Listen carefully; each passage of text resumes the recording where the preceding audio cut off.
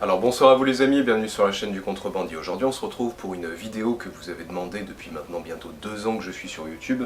Quel est mon classement entre 25 et 40 euros pour le rhum?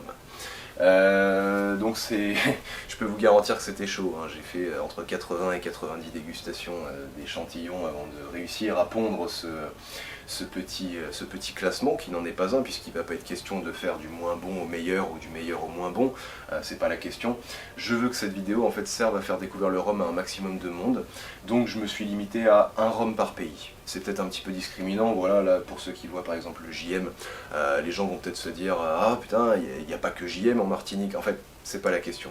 Le but c'est de faire découvrir le style martiniquais, c'est de faire découvrir le style guadeloupéen, c'est de faire découvrir le style africain. Enfin, il y a plein de petites choses comme ça assez sympas que j'ai envie de partager avec vous si vous ne connaissez pas encore le rhum. Donc si vous êtes un petit peu, voilà, si vous avez quand même de l'expérience dans le domaine, ne venez pas me casser du sucre sur la gueule, ne venez pas dire ouais c'est quoi ça, putain comment ça le JM vieux et tout, machin. Déjà je m'en bats les couilles, et ensuite bah c'est pas vos affaires. Si vous voulez un classement des rhums entre 60 et 80, je vous le ferai. Si vous voulez entre 80 et 100, je vous le ferai. Donc ne vous inquiétez pas, ça va bien se passer pour vous aussi. Donc on commence tout de suite avec la Martinique, on est chez JM avec leur version du rhum vieux. On est sur un rhum agricole de pur jus de canne à sucre qui titre à 43 degrés d'alcool. En ce qui concerne le profil, on a véritablement ce boisé majestueux, déjà impressionnant pour un rhum de seulement 3 ans d'âge, qui vraiment te prend la bouche avec des notes de feuilles de tabac, d'un côté épice, boîte à cigares, le versant poivré qu'on a sur la plupart des rhums martiniquais. Enfin pour moi c'est quelque chose qui... Alors, sans être autant représentatif de la Martinique qu'un rhum qui va être un petit peu plus chocolaté, un petit peu plus avec de la cannelle et ce genre de choses comme ce qu'on peut retrouver chez des HSE ou des Naissons, on a véritablement la structure, vraiment le caractère extrêmement aromatique des rhums de la Martinique, où tu as vraiment un concentré de boisé, des notes sèches mais gourmandes à la fois. Enfin, c'est quelque chose qui... En fait, c'est un rhum, je pouvais pas ne pas le mettre dans ce classement, c'est juste pas possible, même s'il y a de la concurrence. Donc ensuite on part en direction de la Guadeloupe avec ce Biel Ambré 44 degrés qui est lui aussi un rhum agricole de pur jus de canne à sucre qui est produit donc à Marie-Galante au large des côtes guadeloupéennes et qui est sur un versant qui lui là aussi est représentatif de son île. C'est-à-dire qu'on est vraiment sur un côté beaucoup plus fruité, beaucoup plus doux.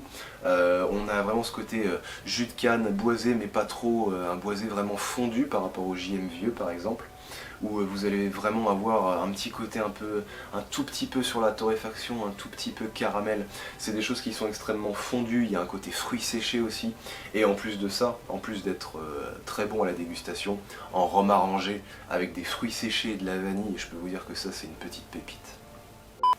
Donc ensuite on part à la Réunion, j'ai sélectionné le Savannah 3 ans ici présent. Savannah qui donc est une des distilleries les plus connues au monde, qui produit des rhums grand arôme qui sont véritablement très expressifs avec des grosses notes de fermentation parfois. Celui-ci on a un petit peu, on a un versant un peu sur l'olive verte, c'est contrebalancé par les notes du vieillissement, donc avec un petit côté assez sympa, vanille, macadamia, très agréable, et une texture fluide, tu pourrais croire qu'il est à 30 degrés. C'est vraiment le genre de choses qui... En fait, c'est soit tu aimes, soit t'aimes pas. Il n'y a pas d'entre-deux. Il n'y a pas des gens qui vont se dire pas mal, tu vois. Ça n'existe pas avec Savannah. Donc ensuite on arrive sur les rhums de tradition anglaise avec la Jamaïque, puisqu'on est sur le Smith & Cross 57 degrés, qui est en fait un concentré de gourmandise, de folie, de chaos et de destruction, à prix abordable. Voilà, j'ai résumé le Smith & Cross. C'est-à-dire que vous êtes sur un profil à 57 degrés qui est extrêmement épicé, avec des fruits pourris, des fruits mûrs, gorgés de soleil, gorgés de sucre, gorgés de poussière, il y a un côté vernis à ongles, colle à bois, enfin c'est des trucs qui sur le papier font vraiment flipper, mais une fois qu'on sait de quoi on parle, une fois qu'on les a goûtés, en fait c'est soit on n'aime pas du tout, soit c'est incroyable. Et pour moi ça a été incroyable. Donc c'est le genre de rhum que je vous recommande si vous n'avez pas peur de vous prendre un énorme coup de pied dans les couilles au moment de la dégustation, parce que 57 degrés je peux vous garantir que vous allez les sentir passer, même s'il y a effectivement un petit côté caramélisé qui va faire en sorte que ce ne sera pas trop violent pour vous. Voilà.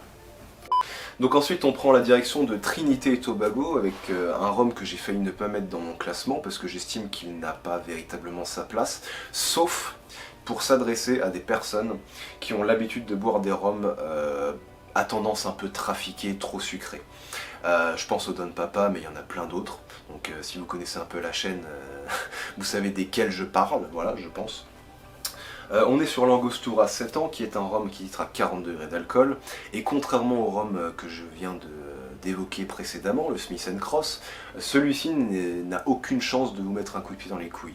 C'est-à-dire qu'on est vraiment sur un versant un petit peu consensuel, ouais, vanille, caramel, assez léger, un petit peu onctueux aussi, avec quand même une petite personnalité qui vraiment est caractéristique des rhums de Trinité et Tobago, avec ce côté goudronné, voilà, qui est quelque chose qui mérite quand même d'avoir sa place dans un classement en fait, parce que Trinité et Tobago fait par ailleurs des rhums qui sont exceptionnels.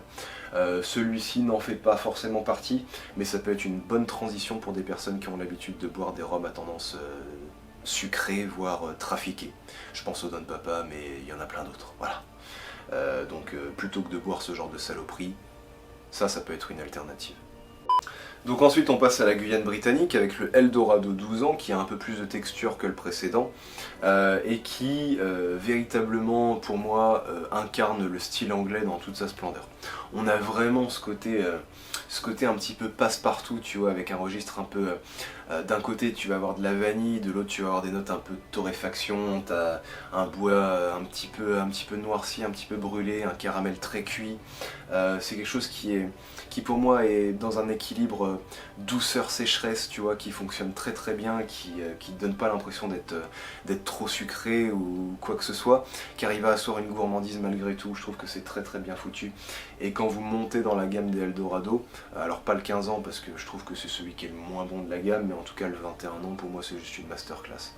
Le 12 ans reste très efficace. Et c'est pour ça que je l'ai mis dans cette liste. Et je pense que tant qu'il sera sous la barre des 40 €, il aura toute sa place dans n'importe quel top 10, peut-être même dans n'importe quel top 5 des rhums dans cette catégorie de prix-là. Donc ensuite on se retrouve avec un rhum qui est représentatif non pas d'un pays, mais d'un style, le style Navy.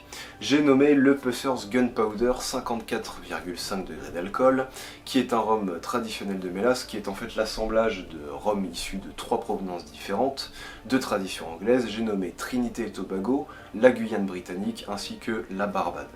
Pourquoi cet assemblage et pourquoi l'avoir sélectionné?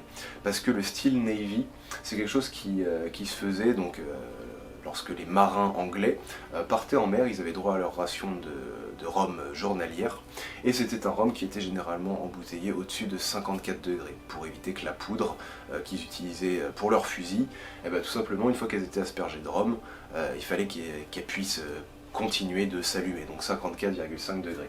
J'aurai l'occasion de faire une vidéo sur le style, ne vous inquiétez pas. Ce qu'il faut retenir, c'est que c'est quelque chose qui est extrêmement spécifique, il y a vraiment les notes poudrées, avec ce côté vraiment poudre à canon, épicé, caramel, vraiment tous les marqueurs des rhums de tradition anglaise qui sont présents, avec vraiment un registre un peu fruité, un peu sombre, toujours ce côté pruneau et vraiment cette puissance et ce côté un petit peu brut, même si on est évidemment sur un profil qui est un peu arrondi avec du caramel et de la vanille, là encore, mais ça reste quelque chose d'assez caractériel et d'assez intéressant, en tout cas pour une dégustation en dessous de 40 €. Donc ensuite on prend la direction de l'île Maurice avec le Penny Blue VSOP ici présent, qui est un rhum donc traditionnel de mélasse qui titre à 40 degrés d'alcool. On est toujours dans le style anglais, vous l'avez compris, mais on est sur un profil qui véritablement est juste monumental. Tous mes abonnés sont en train de rigoler maintenant parce que ils ont vu ma vidéo dégustation du Penny Blue VSOP, j'ai fini déchiré. C'est très bon, il y a un gros côté reviens-y avec vraiment ce côté pain grillé, saupoudré d'amandes, de noix de pécan, il y a du sirop d'érable, du caramel, de la vanille, un côté vraiment torréfié, délicieux, et vraiment ce côté vraiment l'entrée en bouche qui est magnifique, qui se déploie sur un versant un peu plus sec et qui du coup te donne presque envie de retourner dedans. Donc si vous êtes alcoolique, fuyez. Voilà, moi c'est trop tard pour moi, mais si vous êtes alcoolique, fuyez. Donc ensuite on prend la direction de l'Afrique du Sud avec un produit brut et naturel. J'ai nommé le Moba American Oak Aged ici présent, qui veut tout simplement dire le Moba vieilli en fût de chêne américain. On est sur un rhum donc produit à base de pur jus de canne à sucre, sans ajout d'aucune sorte, que ce soit de sucre, de colorant, de caramel. les distillateurs insistent beaucoup là-dessus.